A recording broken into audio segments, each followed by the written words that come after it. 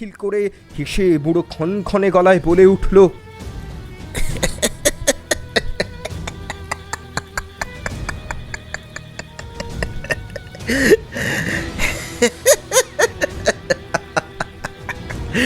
মালিকের সঙ্গে দেখা হলো।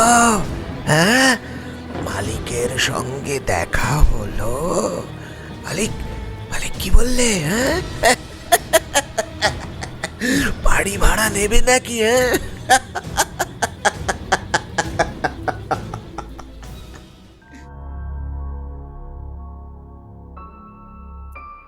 শুভ দুপুর শ্রোতা বন্ধুরা, আপনারা শুনছেন অরিস টেলস। অরিস টেলসের আজকের নিবেদনে হেমেন্দ্র কুমার রায়ের লেখা বাড়ি বুড়ো বুট। হেমেন্দ্র কুমার রায়ের জন্ম 2রা সেপ্টেম্বর 1888, মৃত্যু 18 এপ্রিল 1963। হেমেন্দ্র কুমার রায় ছিলেন একজন বাঙালি সাহিত্যিক এবং গীতিকার। তিনি ছোটদের রহস্য রোমাঞ্চ ও গোয়েন্দা গল্প লেখার জন্য বিখ্যাত। মাত্র 14 বছর বয়সে সাহিত্য চর্চা শুরু করেন। 1903 খ্রিস্টাব্দে বসুধা পত্রিকায় তাঁর প্রথম গল্প আমার কাহিনী প্রকাশিত হয়। ছোটদের জন্য তিনি 80টিরও বেশি বই লিখেছিলেন। হেমেন্দ্র কুমার রায় সফল গীতিকারও ছিলেন। তিনি শিশির কুমার ভাদুরীর সীতা নাটকের নৃত্য পরিচালক ছিলেন। এছাড়া তিনি ভালো ছবিও আঁকতে পারতেন। আমরা এই গল্পটি নিয়েছি দেব সাহিত্য কুটির থেকে প্রকাশিত শুকতারার 101 ভূতের গল্পের এপ্রিল 2013 সংখ্যা থেকে। গল্পের কথক অরিত্র, বুড়োর চরিত্রে মৃন্ময়, বন্ধু প্রকাশের চরিত্রে শুভ এবং গল্পের সূত্রধর আমি নিবেদিতা।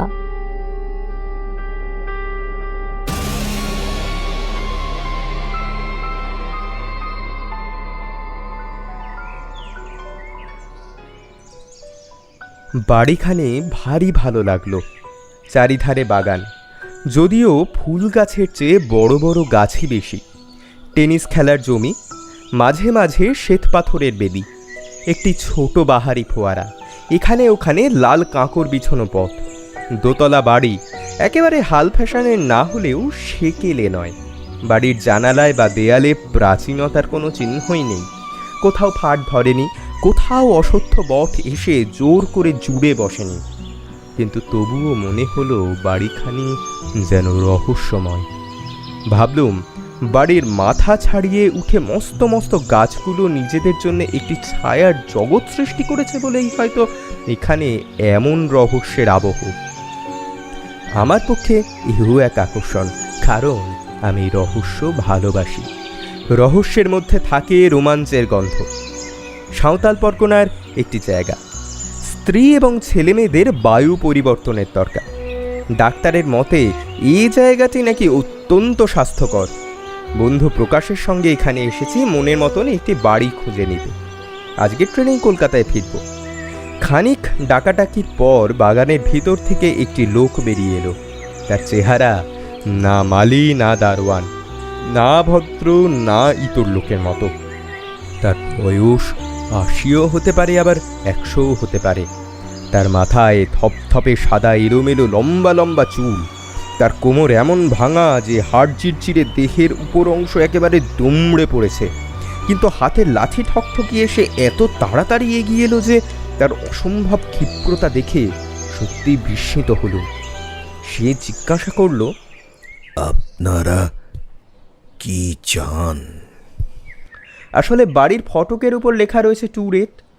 আমরা এই বাড়িখানা অ্যাকচুয়ালি ভাড়া নিতে চাই। লোকটা হঠাৎ মুখ তুলে তাকালো। সে এতক্ষণ মাথা হেঁট করেছিল বলে তার চোখ দেখতে পাইনি। এখনও দেখতে পেলুম না, কারণ তার চোখ দুটো এমনি অস্বাভাবিকভাবে কোটরগত যে প্রথম দৃষ্টিতে তাদের আবিষ্কার করাই যায় না। মনে হয় লোকটা বুঝি অন্ধ। কিন্তু তারপর লক্ষ্য করে দেখলুম দুই কোটরের ভিতর দিক থেকে যেন চকচক করছে দুই অন্ধকারের গর্তের মধ্যে দুই দীপশিখার ইঙ্গিত। লোকটা আবার মুখ নামিয়ে ফেলে থেমে থেমে বললে, ভাড়া নিতে চান? এই বাড়ি ভাড়া নিতে চান? বেশ, বাড়িখানা আসলে আমাদের পছন্দ হয়েছে। এ বাড়ির মালিক কে? বাড়ির এখনকার মালিক থাকেন বিলাতে। আগেকার মালিক কোথায় থাকেন কেউ জানে না। এ বাবা, তাহলে ভাড়া দেবো কাকে? আমাকে। রহস্যময় বাড়ি, রহস্যময় বৃদ্ধ, এবং তার কথাগুলো কম রহস্যময় নয়। মনে হলো রহস্যের মাত্রা যেন ছাড়িয়ে যাচ্ছে, এতটা ভালো নয়। কি বলবো ভাবছি, হঠাৎ গায়ে পড়ল এক ফোঁটা জল। চমকে মুখ তুলে দেখি ইতিমধ্যে আমাদের অজান্তেই আকাশে হয়েছে মেঘের সঞ্চার। বুড়ো বললে, বৃষ্টি আসছে, আপনারা একটু ভিতরে গিয়ে দাঁড়াবেন, চলুন। বুড়োর পিছনে পিছনে বাড়ির নিচের তলার বারান্দার তলায় গিয়ে দাঁড়ালাম। ঝমঝম করে বৃষ্টি নামলো। প্রকাশ আমার দিকে ফিরে বললে, বৃষ্টিতে এখানে দাঁড়িয়ে কোনো লাভ নেই, চলো আগে বাড়ির ওপরকার ঘরগুলো একবার দেখে আসি। বুড়োর দিকে ফিরে দেখি সে ঊর্ধ্ব মুখে আকাশের দিকে তাকিয়ে আছে। আমি তাকে ডাকলুম, সে যেন শুনতেই পেল না। খানিক পরে হঠাৎ বললে, ঘড়িতে কটা বেজেছে?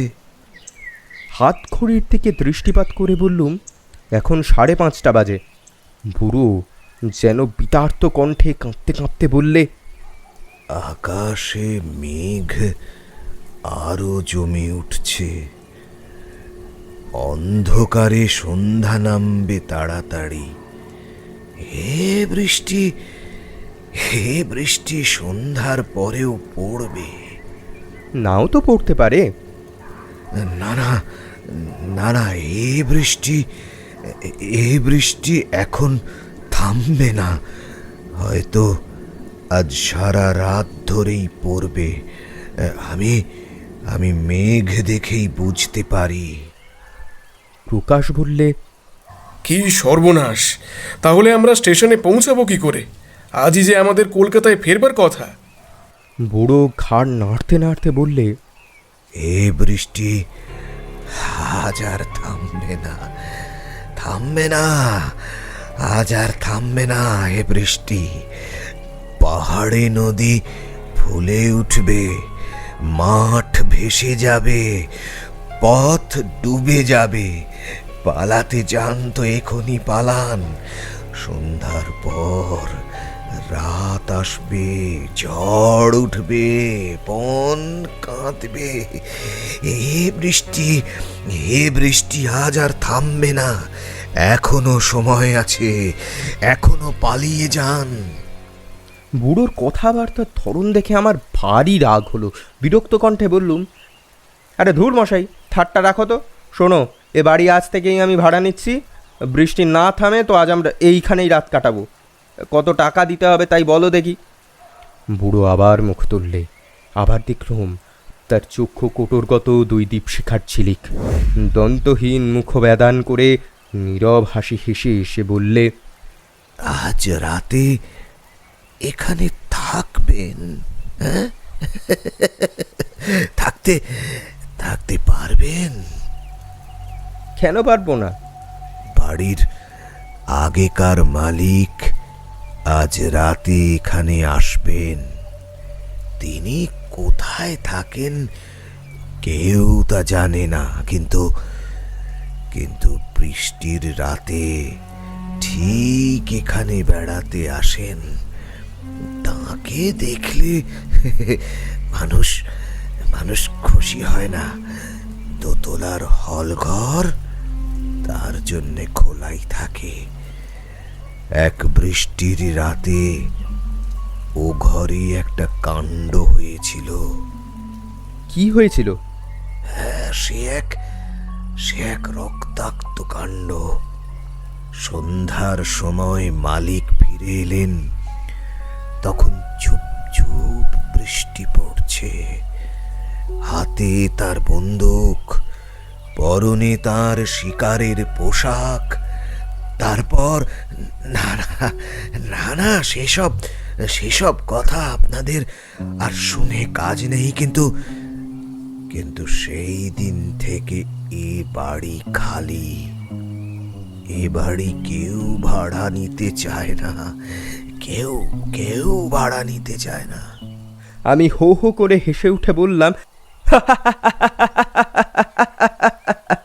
তুমি কি আমাদের ছেলে মানুষ পেয়েছো যে যা তা বলে ভয় দেখাতে চাও? বেশ বেশ, তবে তোমরা থাকো, আমি আমি চললুম। কিন্তু কিন্তু সাবধান, সাবধান, সাবধান। বলতে বলতে বুড়ো লাঠি ঠকঠকিয়ে অত্যন্ত ক্ষিপ্রপদে আবার বাগানে নেমে অদৃশ্য হয়ে গেল। প্রকাশ বললে, পাগল একটা। আমি বললুম, পাগল নয়, পাজি। বুড়োর হয়তো ইচ্ছা নয় আর কেউ এই বাড়ি ভাড়া নেই, সে একলাই এইখানে রাজত্ব করতে চায়। কিন্তু বাইরে যখন ভাড়াপত্র টাঙানো আছে তখন আমাদের ভাবনা কি? চলো একবার দোতলার ঘরগুলো দেখে আসি। দোতলার বারান্দায় উঠে দাঁড়ালুম। সেখান থেকে অনেক দূর পর্যন্ত দেখা যায় আরও পুরু, আরও কালো হয়ে উঠেছে আকাশের মেঘ। আরও জোরে, আরও ঘন ধারায় পড়ছে বৃষ্টি, ঝমঝম ঝমঝম। সন্ধ্যার আগে দ্রুত নেমে এসেছে সন্ধ্যার অন্ধকার। দূরের ছোট ছোট পাহাড়গুলো ক্রমেই ঝাপসা হয়ে যাচ্ছে। দুই কুল ভাসানো নদীর ছবি আঁকা।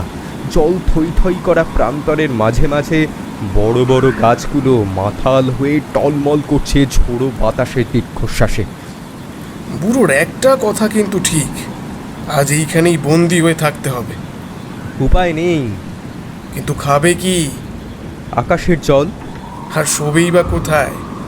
পিছনে ফিরে ওই হলঘরটা দেখো, ওর 3টে দরজাই খোলা। এখনও যেটুকু আলো আছে তাইতেই দেখা যাচ্ছে ঘরের ভিতরে রয়েছে বড় বড় শোরুম, সোফা, কোচ আর চেয়ার। দেয়ালের গায়ে রয়েছে সোনালি ফ্রেমে বাঁধানো মস্ত মস্ত ছবি আর আয়না। মেঝের উপরে কার্পেট পাতা। আশ্চর্য, এই এমন সাজানো বাড়ি খালি পড়ে আছে। প্রকাশ সন্দেহ ভরা কণ্ঠে বললে, তবে কি বুড়োর কথা মিথ্যে নয়? এখনো কি? কি ভূতের বাড়ি খেপেছ? তা মানলে বলতে হয় এই বাড়িতে আসল ভূত হচ্ছে ওই বুড়োই। বিচিত্রই বা কি, বুড়োর মতন চেহারা আমি কোনো মানুষের দেখিনি। আচম্বিতে কানে এলো অপূর্ব এক সঙ্গীত। হারমোনিয়াম বাজিয়ে গান গাইছে যেন কোনো মেয়ে। রবীন্দ্রনাথের গান। গায়িকার গলা চমৎকার। সবিষয়ে দুজনে স্তব্ধ হয়ে দাঁড়িয়ে খানিকক্ষণ ধরে সেই গান শুনলুম। আকাশে বেড়ে উঠল বিদ্যুতের জীবন্ত অগ্নিচিত্র ও উন্মত্ত বজ্রের চিৎকার। ঘরে বাইরে কোথাও আর চোখ চলে না। আমি বললুম, এই গান আসছে কোত্থেকে? প্রকাশ বললে, ওই হল ঘরের ভিতর থেকে। বিদেশে আসছি বলে সঙ্গে টর্চ আনতে ভুলিনি। টর্চটা জেলে দুজনেই হল ঘরের ভেতরে ঢুকলুম। সব আসনেই খালি। ঘরের ভিতরে একটি অর্গ্যান রয়েছে, তার সামনেও কেউ নেই। প্রকাশ তবু জোর করেই বললে, যে গাইছে সে এই ঘরেই আছে। আমি বললুম, অসম্ভব, অন্য কোনো ঘরেই কেউ গান গাইছে। প্রকাশ অস্বস্তি ভরা স্বরে বললে, না না, গান হচ্ছে এইখানেই। যে গাইছে তাকে দেখতে পাচ্ছি না বটে, কিন্তু কিন্তু আমি তার উপস্থিতি অনুভব করতে পারছি।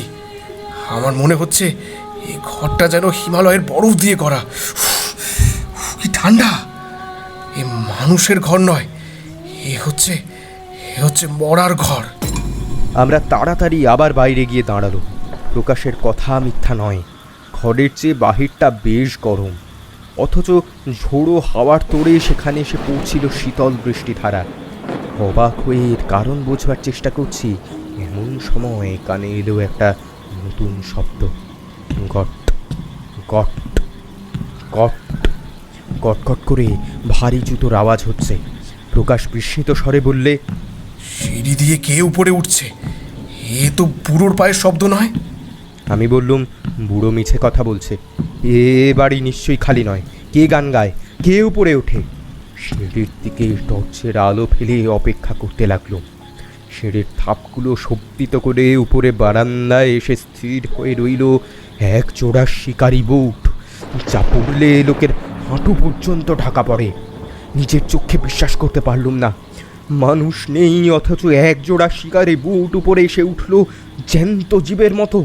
তা কি করে সম্ভব? মন বললে এই দৃশ্যমান বুট পরে আছে কোনো অদৃশ্য দেহ, এবং বারান্দায় হঠাৎ আজ তুই অনাহুত অতিথিকে দেখে সে থমকে দাঁড়িয়ে পড়েছে সবিস্ময়ে। প্রকাশ অস্ফুট স্বরে বললে, শিকারি বুট!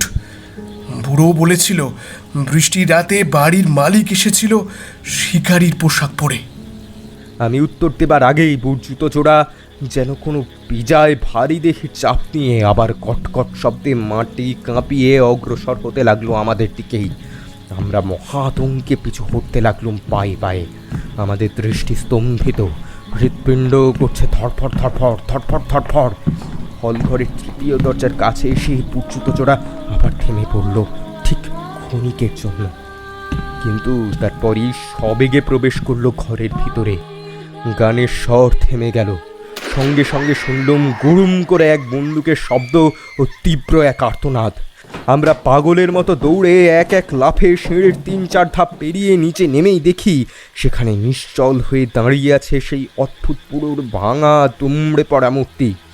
সে একবার মুখ তুলে আমাদের দিকে তাকালো। টর্চের আলোতে তার চক্ষু কোটরের খুব ভেতরে জ্বলে উঠল দুটো আগুনের কণা। খিলখিল করে হেসে বুড়ো ক্ষণক্ষণে গলায় বলে উঠল,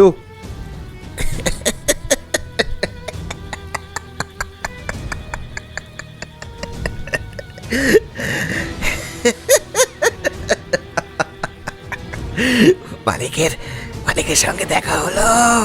হ্যাঁ, মালিকের সঙ্গে দেখা হলো? মালিক কি বললে? হ্যাঁ, বাড়ি ভাড়া নেবে নাকি? হ্যাঁ,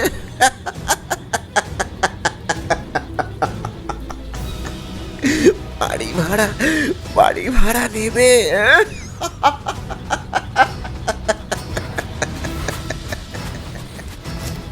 দৌড়তে দৌড়তে বাগান পার হয়ে যখন বাইরে এসে পড়লাম, তখনও সেই ভয়াবহ বুড়োর অপার্থিব হাসির শব্দ থামেনি। চলেছে ক্রমাগত ক্রমাগত ক্রমাগত।